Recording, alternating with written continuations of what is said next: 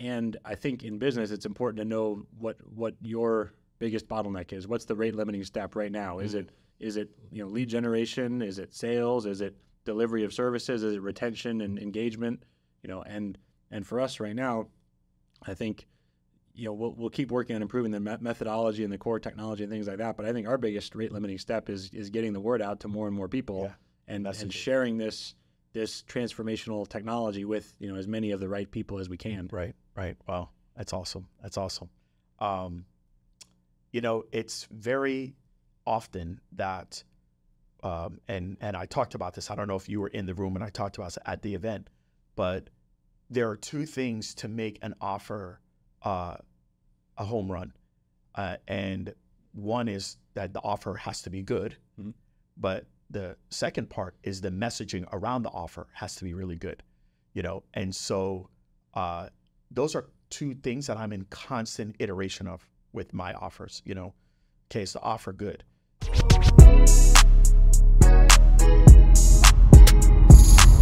This is Secrets for Success. Welcome to the Secrets for Success podcast. I'm your host, Greg Todd. Thank you as always for joining me.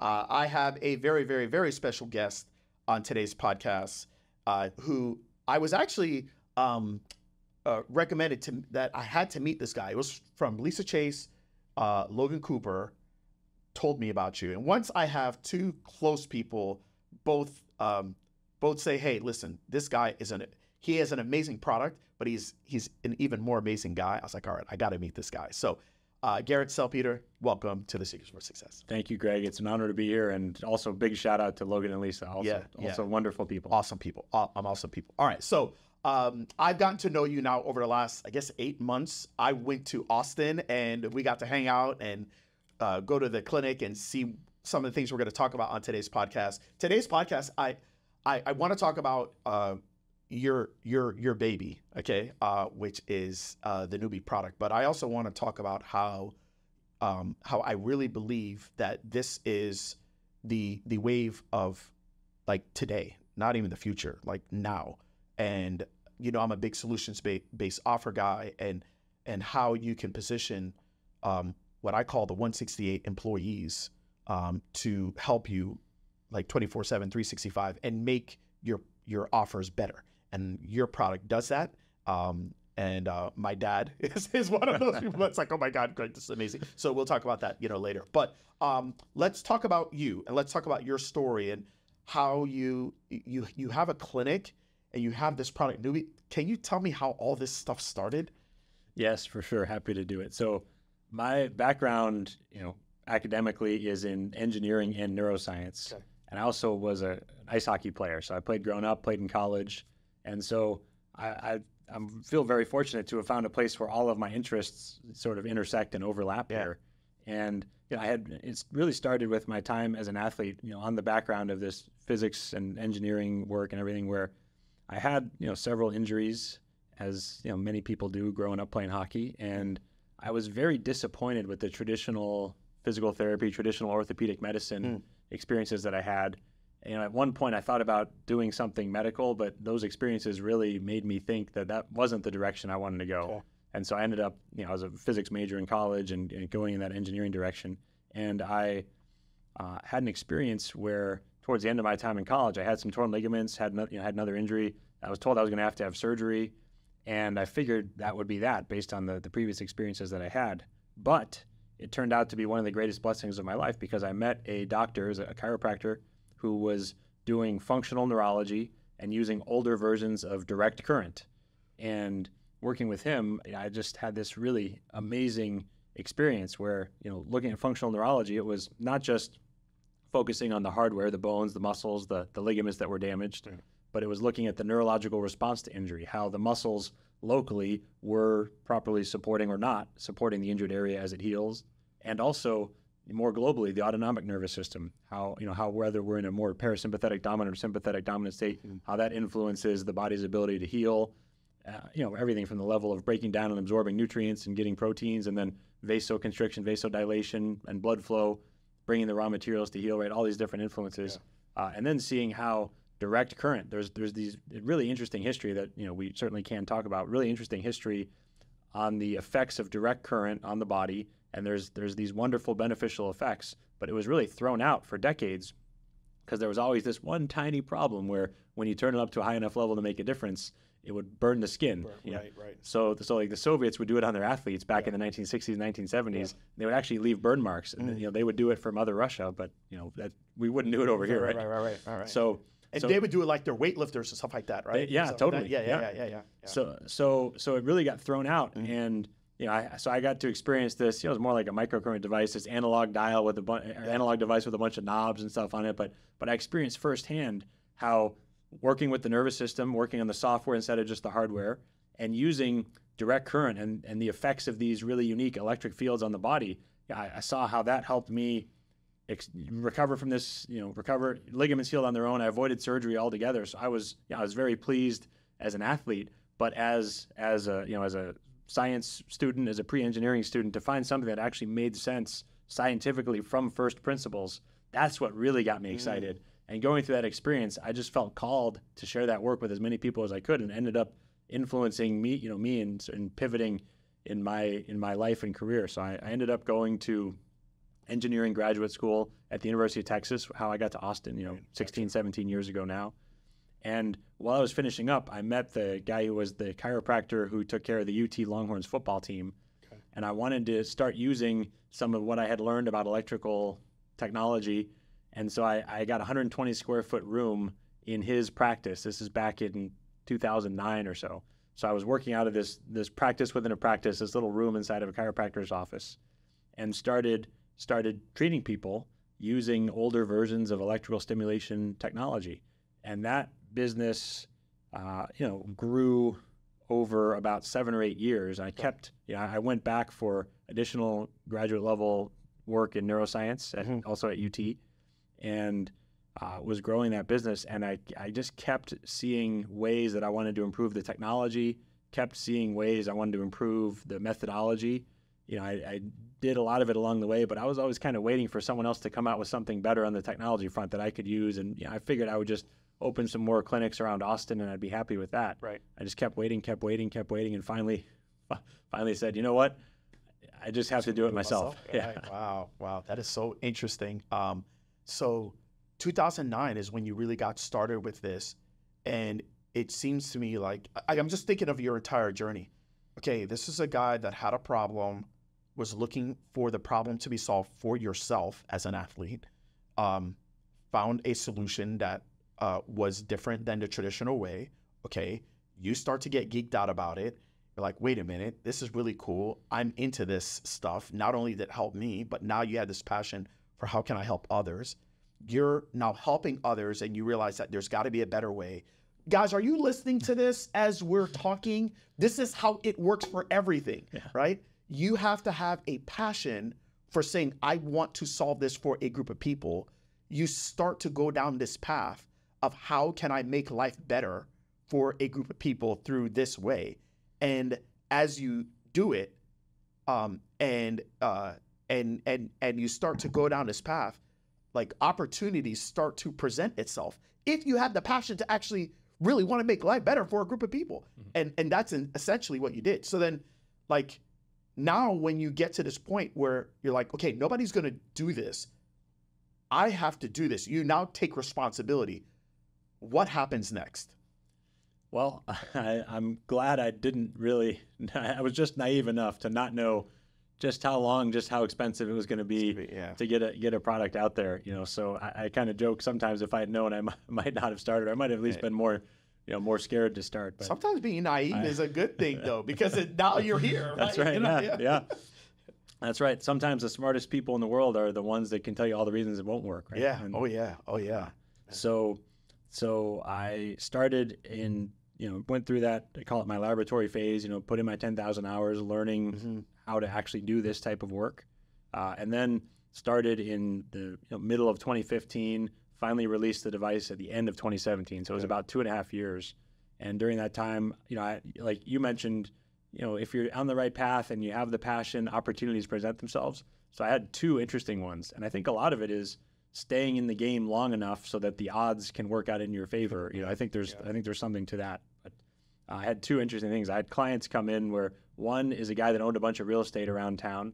And he said, if you ever want to build something like this of your own, one of my tenants in another big office building across town has a prototype engineering firm, and they do all sorts of interesting stuff. So I was like, oh, that's it kind of planted a seed. That was interesting. And I had another client who's a patent attorney, and he came in and he had knee pain. He was going to withdraw from the marathon. He was going to run that next weekend. I saw him twice, got him out of pain to the point where he went and ran that marathon. And then he comes back in the next week and he says, tell me more about, this field and your thoughts and your perspective. I told him some of my ideas, and he said, you could probably get a patent or two on some of those ideas. And that was another one where I was like, okay. And so I had a few of these things happen where I was like, all right, I think this is what I'm meant to do next. Yeah, just staying in the game long enough for those opportunities to finally happen. Yeah. And so, wow, that's interesting. So from those two guys, is that where things kind of started to take off? So I ended up filing a couple of patents with that attorney. Now I'm grateful to say I have 3 or 4 now and 1 or 2 others pending, patent wise. I worked with the prototype design firm that other client referred me to.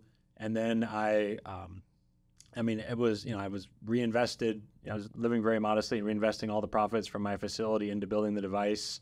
Had to get some, friends and family loan financing, had to work with a contract manufacturer to set up some creative financing where we could amortize the cost of early development over, the first 100 or 200 units or whatever worked. So I had to kind of really, really work to bootstrap this thing and piece it all together because there's a lot that goes into it. So I was, grateful for the people who were able to help along the way with financing and with doing the work and finding creative solutions and ways to do it. So it was a journey. Over that 2.5 year period, there were definitely times when I was like, oh gosh, are we going to make it?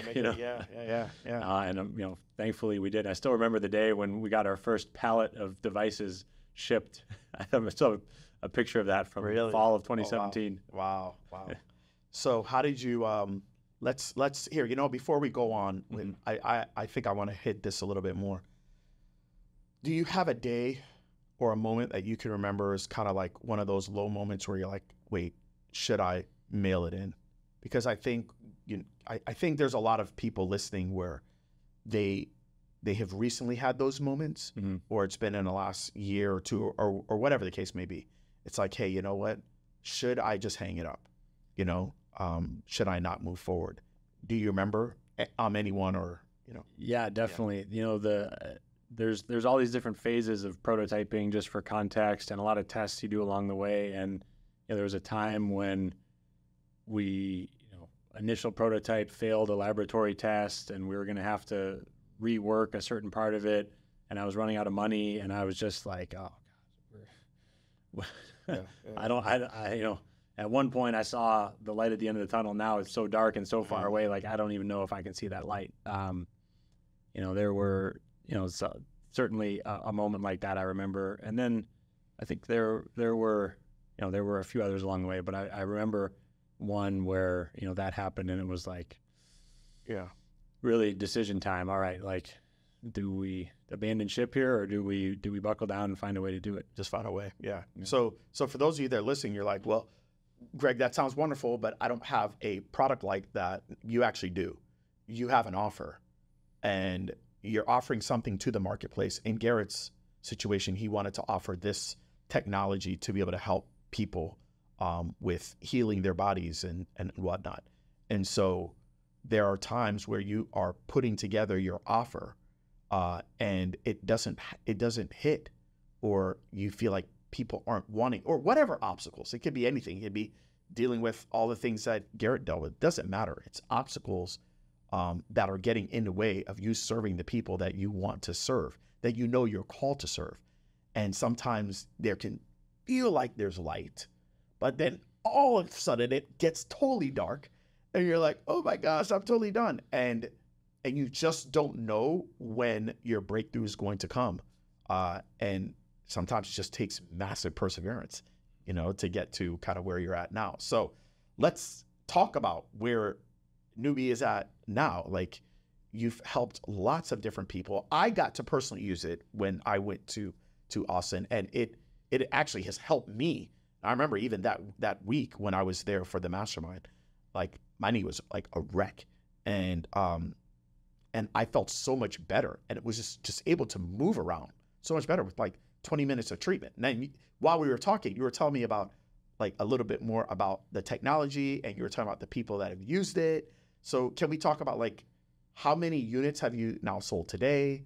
The people that have used it, I know, like I'll let you, because I know some of them we can't talk about, but like, yeah. So tell us a little bit more about it. It's been an amazing, almost now 7 years since we finally released the device. And I liken it to a journey up a mountain. If we're climbing up Mount Everest, it's a long journey. We've made it part of the way up the mountain, so we can, at the same time, we can look back and say, wow, look how far we've come. Look at this great view. Yeah. Then we can also turn and look up to the top of the mountain and say, and we have a long way left to go, right? Yeah. So it's sort of, we're in that. I think everyone's probably in a version of that journey also, right? Yeah. And so in terms of how far up the mountain we've gotten so far, it's been very, very cool to see. We've crossed over several milestones, and we've gotten over 2,000 units out there, over 3,200 people certified. So that's clinics where there will be multiple physical therapists, chiropractors, athletic trainers, or sports teams where they have several athletic trainers on staff who will get certified, stuff like that. So,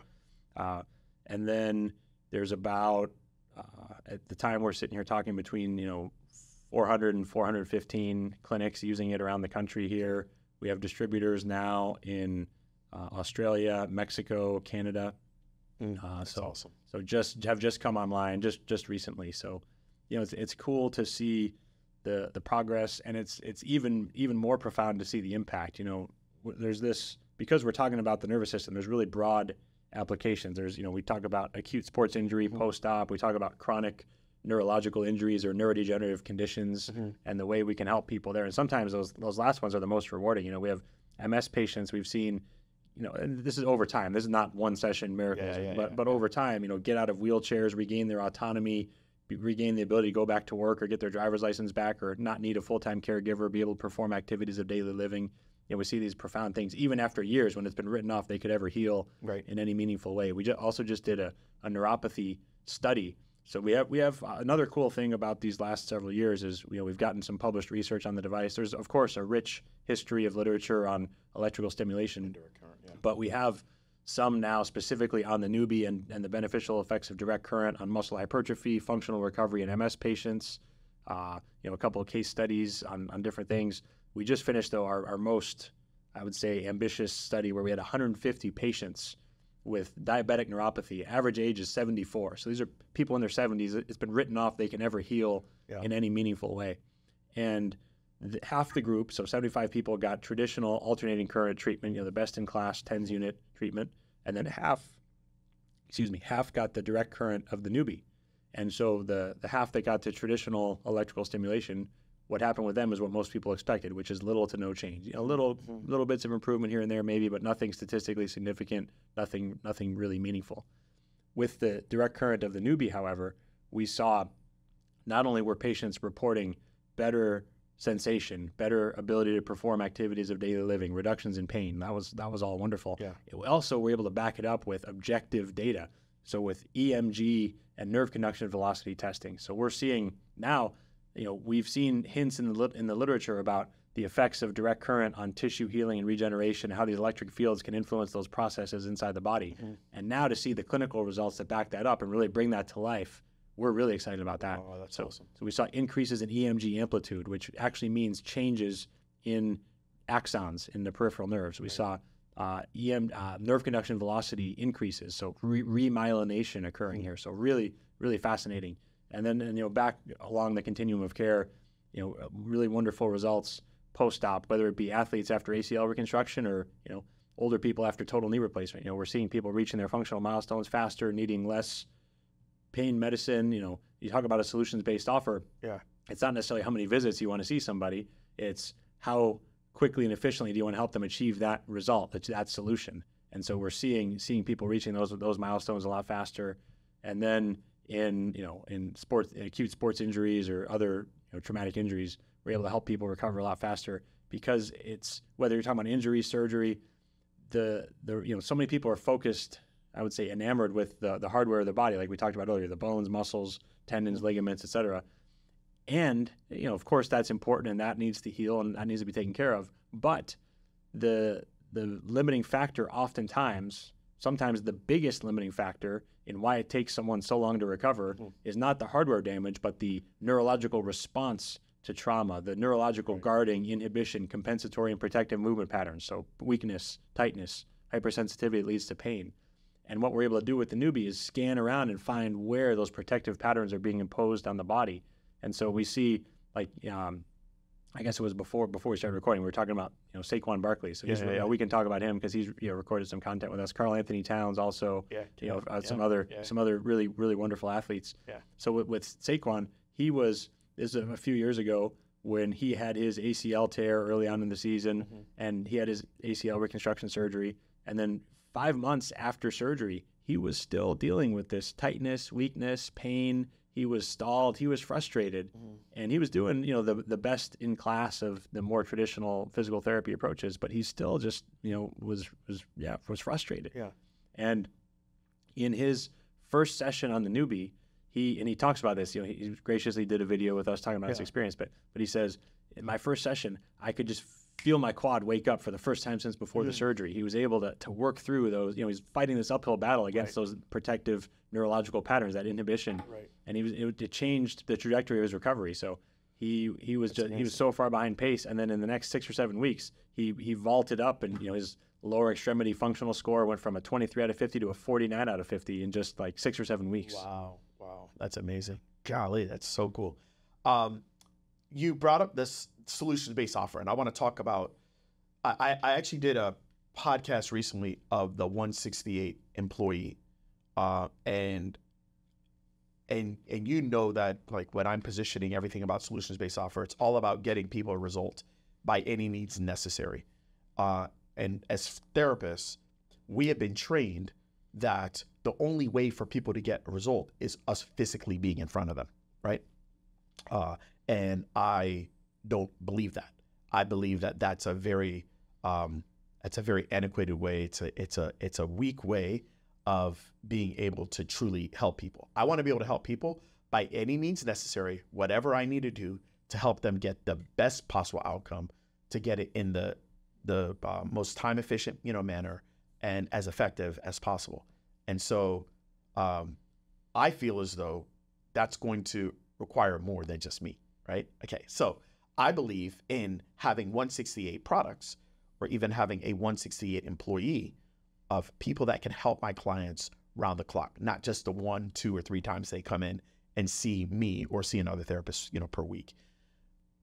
The Newbie is that. It is a 168 employee. It's a 24/7, 365 employee. And we were talking about this a little bit before we started, recording. And I would like for you to share with people, like, what are some of the ways that a product like this can be used all the time? And so, like, you guys hear me talk about guidance, accountability, community, and tools, right? Because my job is, if I want to charge people more, I have to give them more value.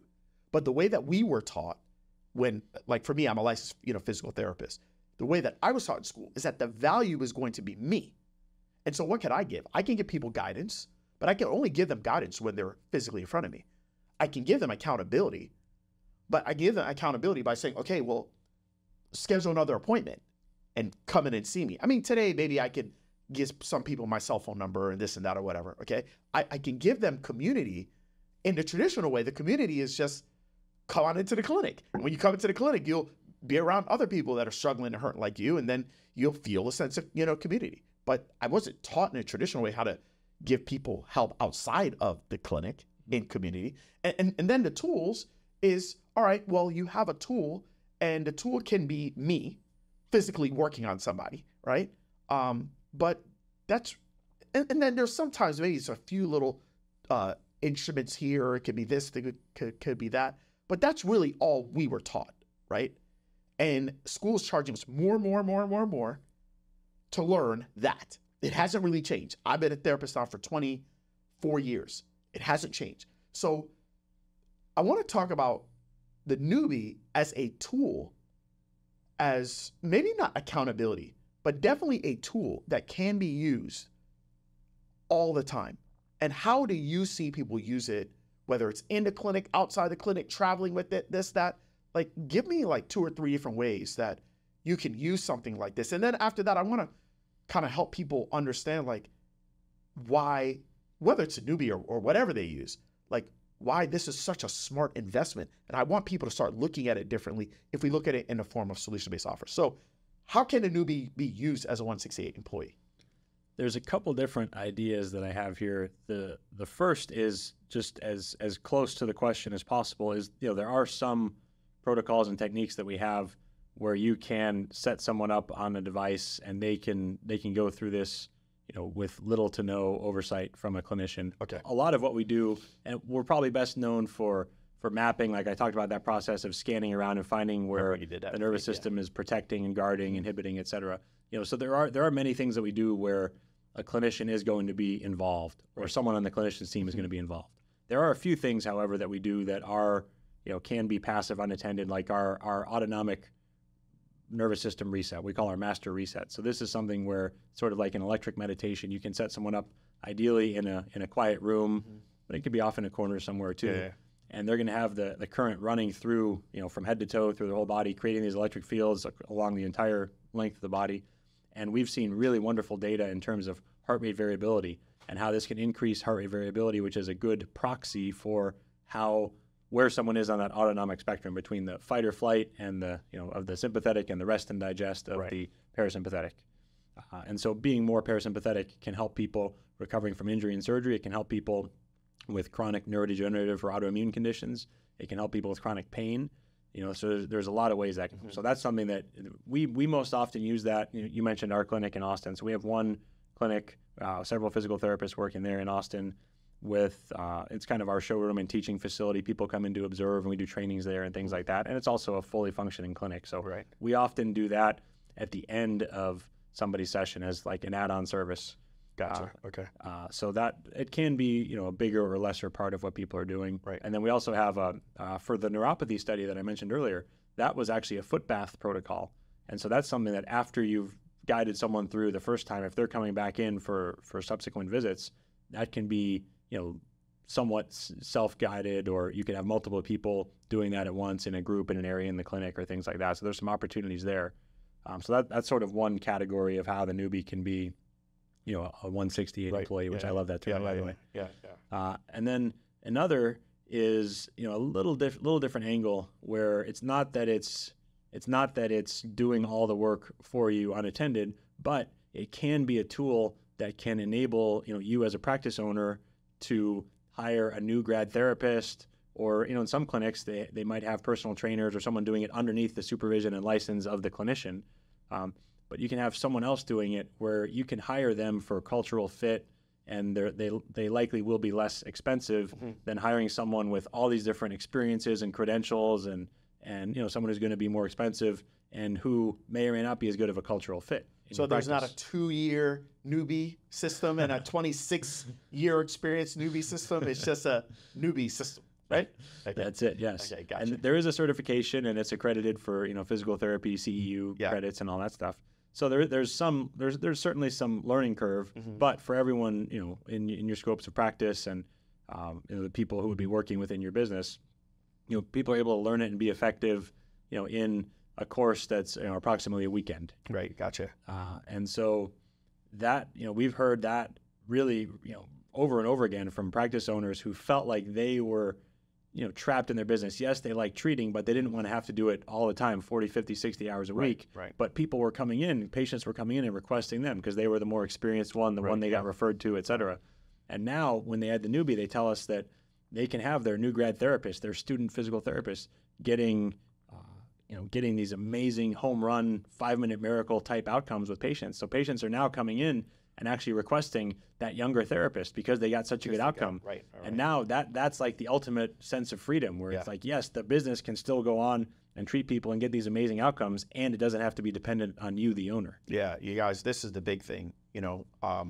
I'm big, like right now, whether you know it or not, if you feel like you're stuck in the clinic, you are doing a solutions-based offer. It's just that everybody thinks you're the solution. That's really what it comes down to. Okay? Everybody thinks you are the solution. So if I work with you, I will get the solution. That is the worst solutions-based offer you can have on planet Earth. You want a solution to where if what the things that I put together in this offer will give you the solution, and it is not dependent on me. It is dependent on people that can execute it out. So you have to put yourself in a position and say, what things can I do? Whether I'm training my staff, I'm having different machinery, I'm having tools, I'm having whatever the case is, guidance without me, accountability without me, community without me, and tools that don't depend on me. How can I still get the same result as I used to get when it was all about me? And so when I hear that, I'm like, okay, this is one of those things that can work. And I already know the story of how it did for me. I told you what happened with my dad when he used it. And I've just heard this now countless times over and over and over again. Okay, so can I tell you some ways that I would set this thing up? Yes, please. All right. Okay, so the majority of people here, just give me one set of people. Do you want to use the diabetic one? Do you want to use that one? Yeah. Diabetic neuropathy. The neuropathy? That's one. Okay. I didn't realize until really going down the road of beginning this study, but there's tens of millions of people in the United States alone that have neuropathy. It's staggering, the numbers. Right. And so there's the solutions suck. They're not really solutions. There's palliative care, different things to help manage symptoms. There's not really any solutions out there. Okay. And the fact that we have one and there's so many people in need of it, I think there's a really exciting opportunity. So it's a great one to talk about. Okay, so here's what I would do. All right, so what I would do is this is for any clinic owners out there, you have a bunch of diabetic neuropathy patients, you have access to a Newbie, or you have the potential to get access to me, meaning you can buy it, okay? All right, this is what I would do. So I would run a diabetic neuropathy challenge. Okay, I'd run it for, if they were using a Newbie, how long would it take for them, that study, how long did it take for them to get results? Was it 30 days, 45 days? That study was 2 sessions a week for 6 weeks. For 6 weeks, okay. So I would run a 6-week challenge, okay? So 6 to 8 week challenge, and it would be a diabetic neuropathy challenge. All right, I wouldn't call it diabetic neuropathy, but I would call it something that they want, right? Like feeling better, walking, feeling your feet again challenge, okay, for diabetic clients. So I would run a challenge. I would run it for free. I would do a feel your feet again challenge for diabetic clients, and I would do the challenge for free. And what I would do is I'd put them all in a group, okay, an online group. It could be a Facebook group, whatever. And basically we are going to, for 6 weeks, we're going to give you things that you're going to do over the next 6 weeks that you know that if people did, it would give them some shot. It would give them, it could be nutrition, it could be exercises, things that people could do wherever they are. They don't have to just be in Austin or in your town, whoever's listening, in your town that you're in.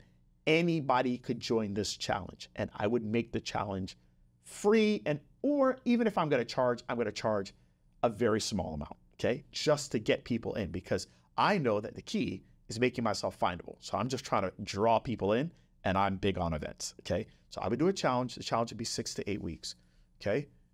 Making the challenge free, and whether it's every day or a few times a week, I'm giving people something. It's like challenge number 1, challenge number 2, challenge number 3, okay? So let's just say I did every week, there's going to be 3 things that you're going to do in a challenge, okay? So challenge number 1, challenge number 2, challenge number 3, that's week 1. Then 4, 5, 6, week 2, 7, 8, 9, week 3, We're going to do that for 6 to 8 weeks, okay? But what I'm going to also do is I'm going to give people the option of, if they want to use the Newbie, it is the VIP level of the challenge, okay? So I have, let's say this is a national, challenge, okay? And let's just say you were running it. All right, This is gonna be the challenge. Anybody that has diabetic problems, blah, blah, blah, you come on into the challenge. There's a VIP, and the VIP is, you would have to go to one of these local centers that is a Newbie certified center, okay? And if you go to the center, it's gonna cost like X amount, whatever you guys want to charge for a treatment of that. And then you would give people, like, this is the results that people typically get when they do this treatment. Here is what we got from this case study that we did of 150 people and da-da-da-da-da. And now that could be whatever price you want, okay? So I'm using the free to be able to pull people in, knowing that 3 to 10% are going to do the paid, because that's just the way that it always is. 3 to 10% of people will say, I don't want what everybody else is getting. I want the best. And I would use the challenge to find those 3 to 10% of people. That's how I do it. I like this. And I would teach, what I would do if I was you, I would teach people how to do these types of challenges in their local community where you're pulling the people in, and without that, they would never know about the Newbie anyways. And so you're just gonna have, this is what we're gonna do, 3 different things a week. It could be the same 3 things that you're running for these challenges, and you're just doing them 4 times a year. That's it. And you run these mini events. That's how I do it. I think there's a rock we got to add onto our quarterly plan right now. Yeah, that's it. Yeah. That's exactly what I would do. And I feel very confident about that, because I would do that for these. I do these clean eating challenges at my clinic, and I would pull in tons of people. I'll just create a Facebook group. I'd pull in anybody that just like, all right, for 5 days, like I'm just gonna eat clean, right? And I would pull all these people in, and they would all come into the clean eating challenge, and then I would just have a VIP. And a VIP is where you can come to the clinic, you can work out with us, you can do this, you can do that, da-da-da-da-da, and it's just for that week. And that would be $150 or whatever, just for the week. And from there, what would happen is I would, when they would come in and work with us, I would actually put that Facebook Live when they were working with us, I'd put that in the big group. Oh, nice. And so then everybody got FOMO. They're like, oh my God. So then when I'd run it again, then all those people would sign up. And then that's how I just get unlimited exposure to my clinics. That's awesome. So that's it. I like it. That's how I do it. I would do that for diabetic. I would do that for athletes.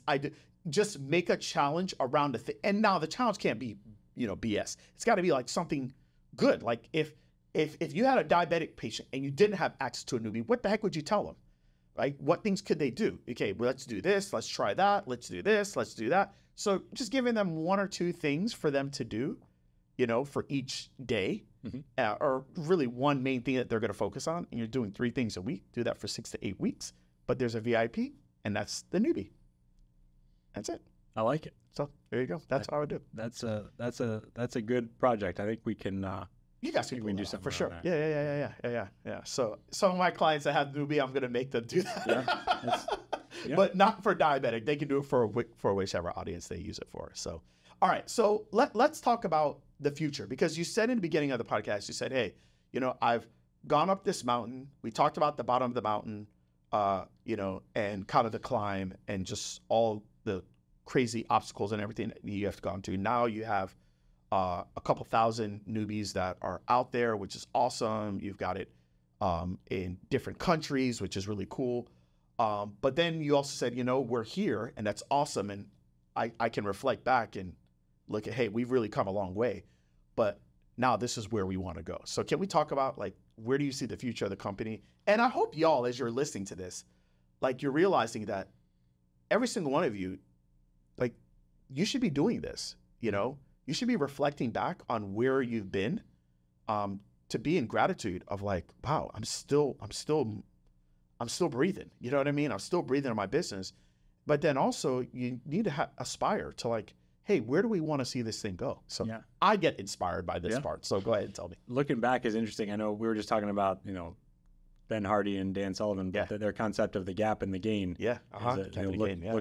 You can look forward and think, I have this gap I'm missing, where you can look back and look at everything you've achieved and so far. So interesting perspective, but sorry for the tangent there. I actually think maybe that's part of where I've gotten that from, but that's I've read the book, and it's so important for us to look at, like, not always just looking at the big gap that we have and, oh my gosh, like, I'm still not there. No, man, look at where you've come, And so anyways, all right, let's hear where we're looking to go. So we actually just did our annual strategic planning. So we got to revisit this for our team. So we do many people reading this, you may have heard of the book Traction or EOS, Entrepreneurial Operating System. Yep. And so in that, they encourage us as business owners to set a 10-year target, long-term vision, which some people refer to as the BHAG, big, hairy, audacious goal, or our version of the top of Mount Everest, what that would look like, and then 3-year and 1-year goal, and then how you get there quarter by quarter, setting your 90-day rocks there. Right. So for us, there is a long way to go. There's all these people and clinics using Newbies and getting wonderful outcomes, and it's awesome. And yet, if we look at the landscape, in physical therapy alone, there's 40,000 private practices, and only 400 are using the Newbie. That's 1%. 1%. Yeah. So if we think about how many more people are providing and receiving physical therapy care and could benefit from using the Newbie, it's staggering how many more opportunities there are for best fit people. And it's not a fit in every clinic. So we don't want all 40,000 to have the Newbie, because we find that the clinics that do this best, they typically have someone on the team is spending at least some one-on-one time with patients. They do care about outcomes. Right. It's not a PT mill sort of thing. Right. So so it's not everyone's going to be a fit, but there are thousands more that are a fit. That now I feel a sense of responsibility to get the Newbie in front of them so that they can know about it and have an opportunity to start working with it. So there's that. In terms of professional sports, we've got across all the 4 leagues here, 5 MLS, 5 leagues here. We've got between 40 and 50 teams using, 17 or 18 in Major League Baseball, 12 or 13 in the NFL, a handful in the other leagues. So, reaching the rest of those teams as well there, is a big part of it. And then, I mentioned we got some distributors in other countries off the ground. So really at this point, we always are working to improve the methodology and the technology. And I think in business, it's important to know what your biggest bottleneck is. What's the rate limiting step right now? Is it lead generation? Is it sales? Is it delivery of services? Is it retention and engagement? And for us right now, I think we'll keep working on improving the methodology and the core technology and things like that. But I think our biggest rate limiting step is getting the word out to more and more people and sharing this transformational technology with as many of the right people as we can. Right. Wow, that's awesome. It's very often that, and I talked about this. I don't know if you were in the room and I talked about it at the event, but there are 2 things to make an offer a home run, and one is that the offer has to be good, but the second part is the messaging around the offer has to be really good, and so those are 2 things that I'm in constant iteration of with my offers. Okay, is the offer good? Great. All right. Is my messaging clear in how this can serve and help people? And as someone that helps people with that, I can say that my messaging is not always clear. But as that gets better and better and better and better, I truly believe that second half of going up the mountain will be easier than the first. So anyways, I'm proud of you. You've done a great job. I love your hustle, and I love to see that this is just one stopover. You're going to Sarasota next, and you were at the NHL, convention, I guess, in Orlando, right? A couple weeks ago. But I love the hustle, and I just love to see when people really love what they do, and they find their passion. That I love to see people excited about what it is they do, and you are one of those people. So thank you. So same to you. It's been awesome to connect with you and get to come to your event. That was really wonderful. I got to be in the room for some of it and meet people out at we had a booth and got to treat people, and it was really wonderful. It was awesome. It's awesome. Very cool. Very cool. All right, here let's leave it this. You have one message for entrepreneurs. You have one message for entrepreneurs. They're could be for anything. It could be for they're down and out. It could be. Give us some Garrett wisdom. I think generally, the best mindset the best kind of variable or influence that has helped me a lot really is my mindset, having a growth mindset, and seeing what I can learn from anything and everything. Yeah, I think that's been the biggest thing. And if a lot of that is reflecting, journaling, looking at objective scorecards or subjective experiences, but trying to figure out what works, what doesn't, and really treating everything as learning and understanding that owning a business is one of the most powerful vehicles for personal growth, as are relationships and different things like that too. But I think that perspective has helped me a lot, just understanding that it's all about growth, and understanding that if I don't have the business that I want, it's because I'm not yet the person who can run it. And so really focusing on, as you do and lead by example, and you teach others, focusing on personal growth and improving, and building up who you are, so that more of the right fit people are going to want to work with you. Yeah, 100%. You guys, I think the big thing is, if you're listening to this podcast, I'm assuming you are focused and you have a desire to build an asset. And business is an asset. Like real estate, it can be an asset. Business can be an asset, by the way. It could also not be. Yeah. And a lot of it has to do with who's operating it, and how are you running it, So yeah, that's really important. It's continually focusing on building yourself and developing yourself into the person that can make this asset work. Newbie is an awesome machine. It's fantastic. It does great things. But just because it does great things doesn't mean it's going to be a great company. It has a lot to do with the operator, right? Yeah. Of who's in front of it, what you're doing, how you're leading your people, your team. And it's the same thing with me. We're doing a lot of cool things at SSHC, but it's only going to go as far as the operator handles it. So yeah. And that was one of the most difficult things for me along the way, is really the identity shift. I come a couple of these, but a lot of people listening to this, you likely will relate to some degree, where if you have been a clinician and if, like me, you did derive a lot of your sense of self-worth and self-efficacy and value as a person from the outcomes that you get with patients there in person, that can be difficult to give up. And so I got to the point where I realized that when I was in there actually working with people one-on-one, I was the bottleneck in terms of the growth of the business and us getting more newbies out there and being able to impact dozens or hundreds or thousands or tens of thousands of more people. And so that was, it was painful, but growth and pain are the two sides of the same coin, right? Yeah. So how have you been able to overcome that? That's a huge issue for a lot of the audience. It's like, my identity is that. Yeah. But then you realize that because you're holding on to that identity and you're not willing to let go of that, you're actually hurting the business over here. Yeah. So what did you do? I think there's two ways. We can either be motivated to move away from pain or move towards, something that we love, something more positive, right? And so for me, it was a little bit of both. I had this positive vision of how I believed the Newbie and this business could grow and evolve and impact people.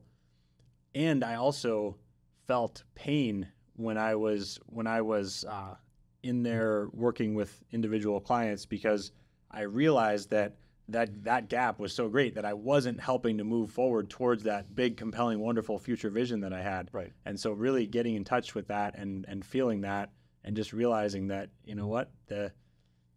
there's